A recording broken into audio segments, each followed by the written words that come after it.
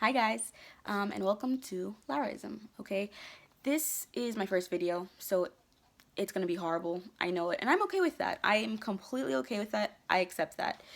And I will work hard to make sure that it gets better.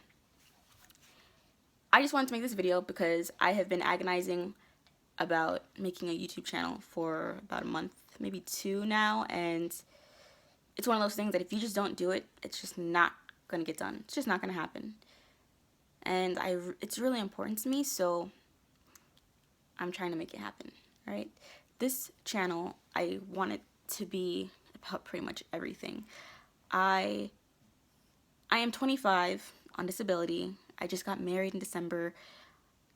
My life is anything but normal. It is absolutely chaotic. And to get through like all the chaos, you need stability. And that is just something I don't have.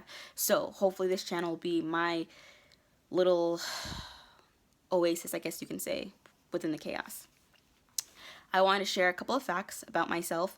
Fact one, 25. I just turned 25 February 3rd, and I am the oldest of four siblings, and I am the youngest of a different sibling. So my mom has one other daughter besides me, and my dad has four kids. So I'm the oldest. This channel actually is dedicated to my siblings, my younger siblings, my younger cousins, my niece. I want them to have a channel to come to watch, to have fun, just to learn, you know. And I don't want, like, if it was my child, and I hate doing this because this is not what people want to hear from like their big sister. Sorry guys, but if it was my child, I wouldn't want them to just surf YouTube, like looking at whatever it is that they want to look at. I mean, people are gonna do it. I did it. You're not supposed to look at certain things, and you do. You're curious. Fine, cool.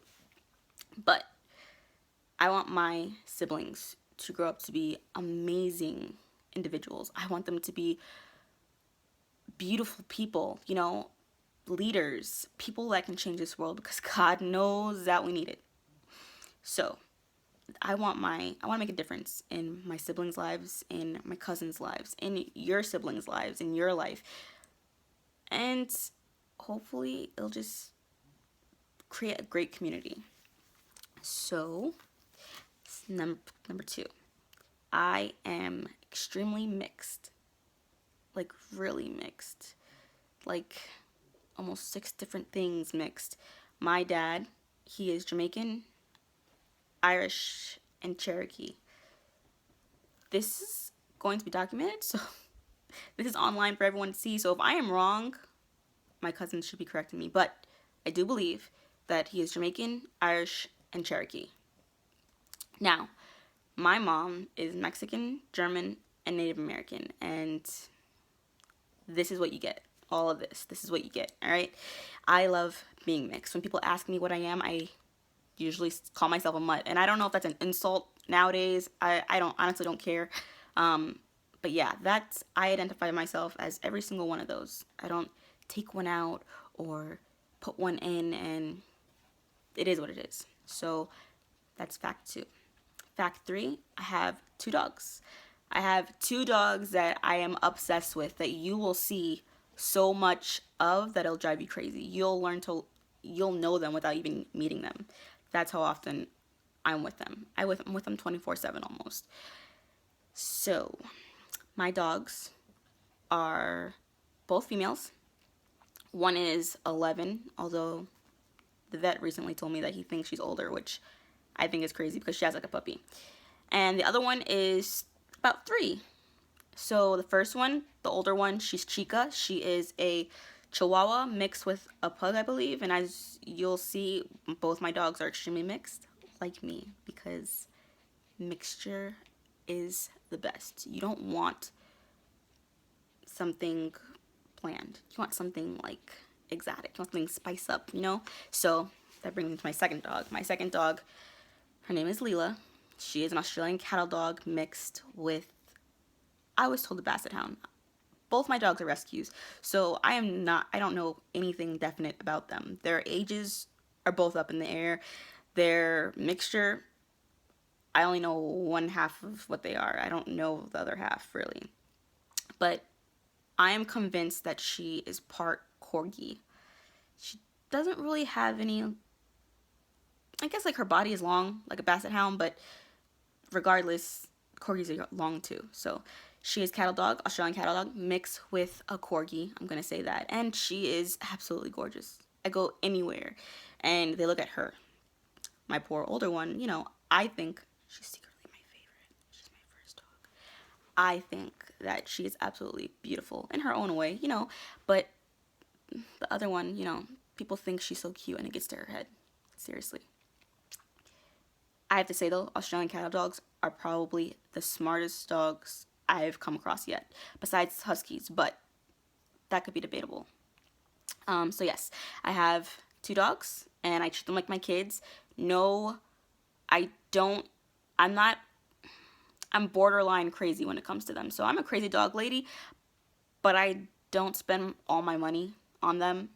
I can't afford it. That's fact number 3. I'm on disability. So for the money that comes in, I don't have enough money to sit there and spend on them like that. You know, kudos to whoever does. I'm not judging at all. If I could, God knows that I probably would. So not judging at all. I guess fact 4 is it? Fact 4, I mentioned before, I'm married. My husband, we've only been married for like 2 months now. Our anniversary is December 10th. But it feels like we've been together so much longer. We have known each other since my senior year of high school. And he's 2 years older than me. His name is Dan. He is mixed too. He is Cuban and Peruvian. For all of you out there who know what Cubans are like, he is nothing like, he is not a stereotypical Hispanic person. He is honestly, he could probably get mixed for Italian for all I know. He is my best friend, and you'll probably see a lot of him too because he's an absolute clown. He is probably better in front of the camera than I am, so I don't even know how he doesn't have, I know how he doesn't have a YouTube channel. He doesn't have the time. And let's see, let's make it to 5. So, 5. 5 is probably the most important fact. I am Christian. So, if I curse, please correct me in the comments. I don't need you to throw any, like, condemnation at me or anything, but tell me, let me know. It's wrong, whatever. I like to be, I don't think the word is critiqued. No, I like to be corrected. If I am wrong, please correct me. But also remember, we all have different opinions, and I'm just sharing mine on YouTube, which probably isn't very smart, but, you know, I have too much time on my hands just to keep all of this to myself. So yes, so I'm Christian. I am on the worship team at my church, and so is my husband, actually. We are very proud of that, and we do our best each day to strengthen our relationship with God. Now, that does not mean that if you are atheist, you can't watch this. That does not mean if you are gay, you can't watch this. That does not mean if you are Muslim, Buddhist, whatever. I personally, I don't discriminate against anyone. I am a whole heck of a lot of mixture to sit there and be ignorant like that, okay? So I hope that no matter what it is you believe in, you'll still give me a chance to watch this and wait for the next video to see what it's about, because I promise I don't like doing all that bashing. I believe what I believe, you believe what you believe. It's called agree to disagree. That's it. There's no, I will never, ever put something up here that I feel that is going to hurt someone else's feelings. Now, granted, I also believe that people in general, just all of us, need to be a little tougher when it comes to our feelings, because the world does not revolve around how you feel Like, people are not always going to cave in to make you happy, and that's something you have to learn, like, to accept, you know? I'm going to throw another fact. Fact 6, okay? I have a genetic mutation. That's pretty much the whole reason why I'm on disability. If it was my choice, I would be graduated from college by now. I would be starting my career in either being a Christian marriage counselor, or I would be working with animals, because I have 2 dogs, and I can tell you right now that I would rather be around them than any other person. That goes for my husband too. He drives me crazy sometimes. My whole point is that I have a genetic mutation, okay, caused me to be on disability, and it's called RYR1 gene, okay? I have 2 genetic mutations in my RYR1 gene. Very hard to describe, so please bear with me. Imagine having to describe this to doctors over and over and over. It's so frustrating. I just found out last year, actually. Was it last year? I believe the year before. They finally diagnosed me, told me what it was. Mind you, I've had this since 2006. So 2006, it's going on 11 years, I believe. Yes, it's going on 11 years. So for athletes, I'm not an athlete. When I was in middle school, I was an athlete. Going into high school, I was an athlete. Volleyball team, softball, and I think that's it. But I loved outside. I loved sports. I used to play soccer with a friend, like, in their backyard, just cause, and not because of anything, because I didn't love soccer, or I didn't love, any particular sport, but I did love participating. So right now I don't play any sports. Drives me nuts, hence why I turned to making videos. But yes, so when you have a genetic mutation in your RYR1 gene, it affects everyone differently. My husband has done research, and he's looked online, and he's seen that, like, some people, they get extremely tired. Now, I believe the wife had said her husband gets extremely tired, and he is, like, out like a light by, like, 5.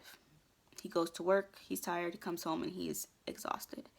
And some people are like, well, yeah, you work a full-time job, and you come, of course you're tired. No, it's so hard to explain. It's such a different tired. It's almost like the life has been drained out of you. It's exhausting. But that doesn't happen to me so much. Just sometimes, I guess, if I overexert myself. What has happened in the past is that I've had multiple flare-ups of rhabdomyolysis. Now, if you're an athlete, you know, or you should know, you should know that you have to stay hydrated, like, all the time. If you are constantly on your feet, and you are constantly working out, or you're constantly playing a sport, or whatever, you need to stay hydrated. It is not okay for your body to not be hydrated. I cannot express that enough, because so if you're an athlete, this is for extremes, not like if you just go to the gym like once a week or anything.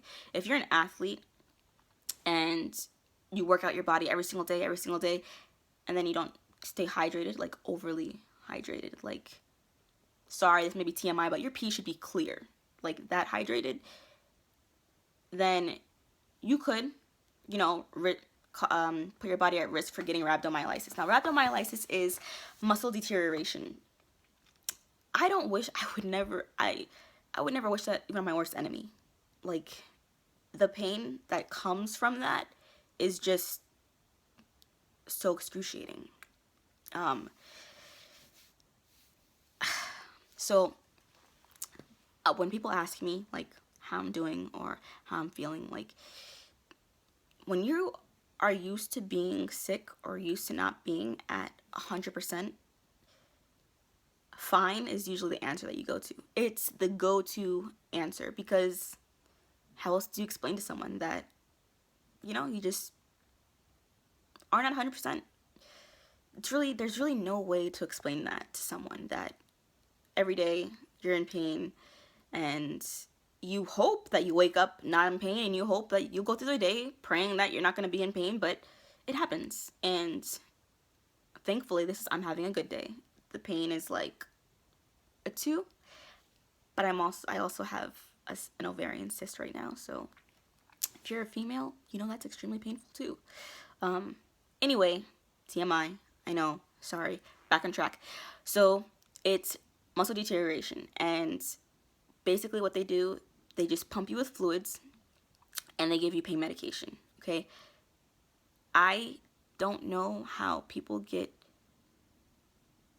that's a lie. I'm gonna rephrase that.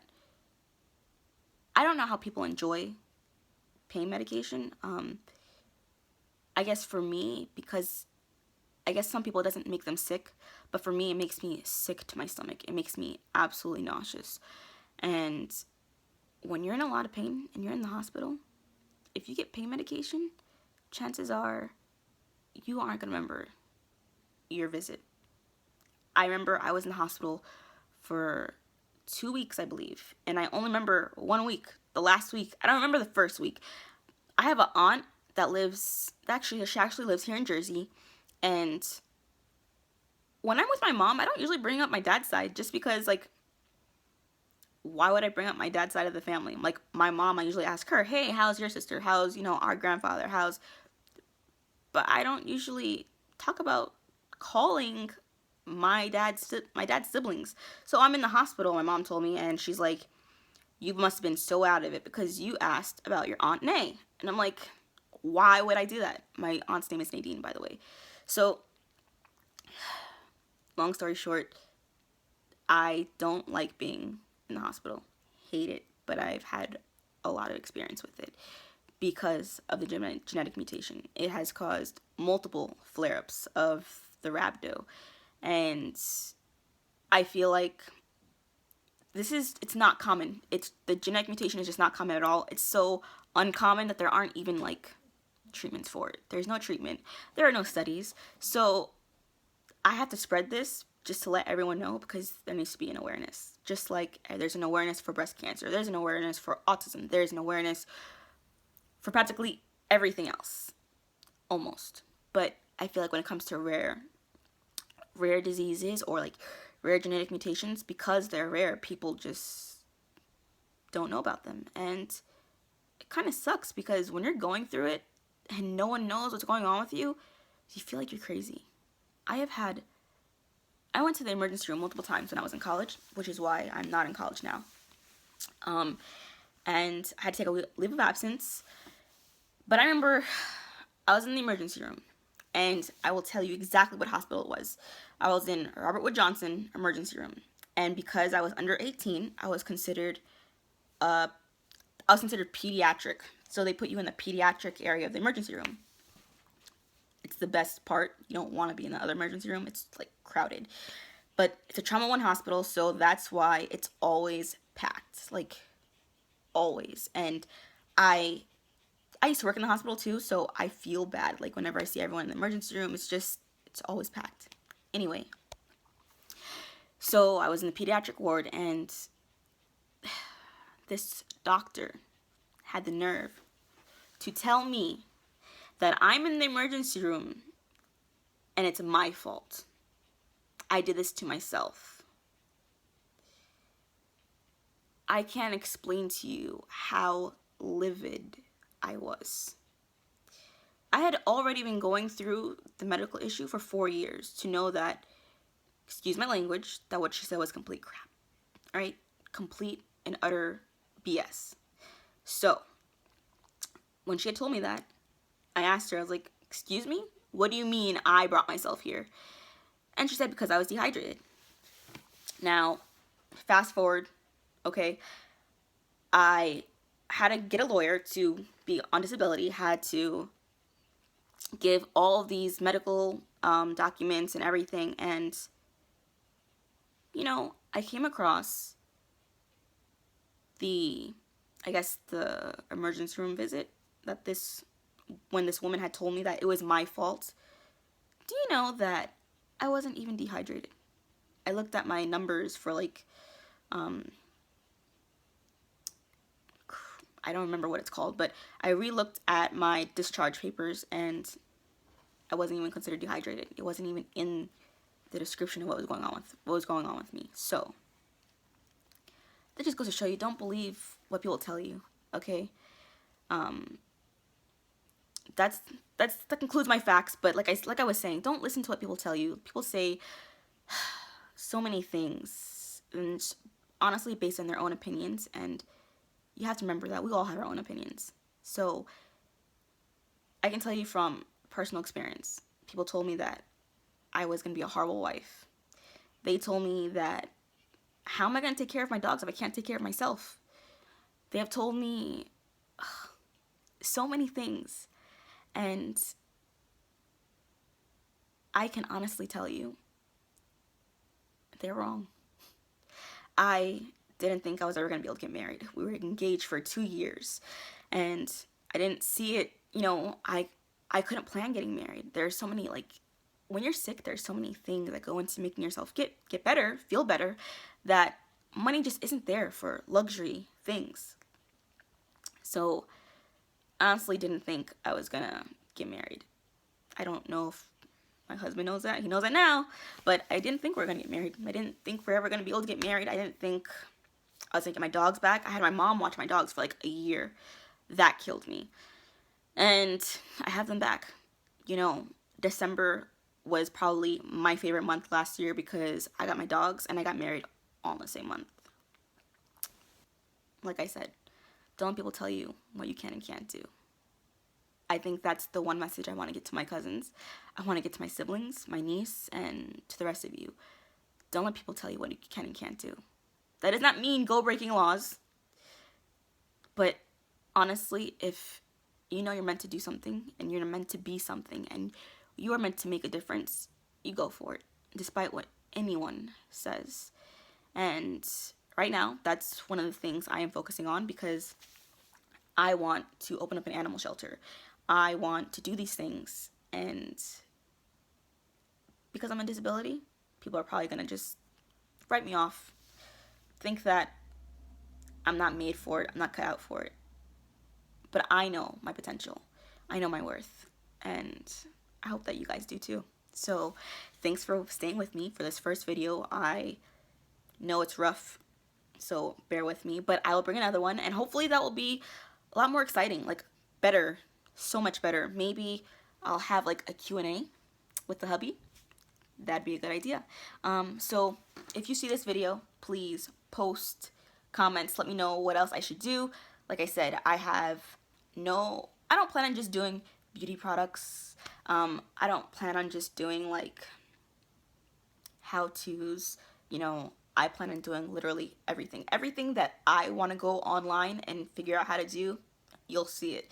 It could be as ridiculous as changing the doorknob on the door, because I am all about doing things myself. I'm very stubborn that way. It's like fact 7. But yeah, so check out this video. Subscribe. Like, let me know. Stick with us, because, and I say us meaning me, the dogs, and my husband, because we're gonna have some awesome stuff to share, and I'm really excited, and I hope to talk to you guys again soon.